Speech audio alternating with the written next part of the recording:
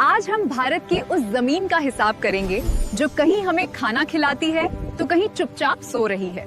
ये है net sound area.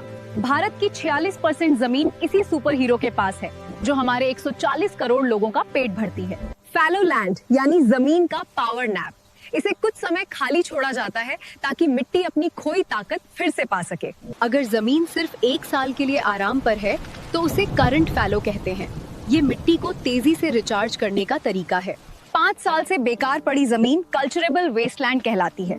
थोड़ी मेहनत, सिंचाई और सुधार से इसे फिर खेती लायक बनाया जा सकता है। शहरीकरण तेजी से खेती की जमीन निगल रहा है। हाईवे, फैक्ट्रियां और कॉलोनियां इसे नॉन एग्रीकल्चरल यूज में बदल रही हैं। ये है CPR यानी कॉमन प्रॉपर्टी रिसोर्सेज। ये जमीन पूरे गांव की होती है जहां गरीब किसान अपने पशु चराते हैं।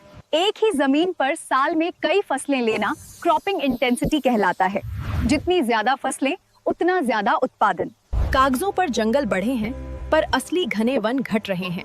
कई बंजर इलाकों को फॉरेस्ट घोषित कर आंकड़े सुधारे गए हैं। इस तकनीक से बंजर भूमि को उपजाऊ बनाया जा रहा है।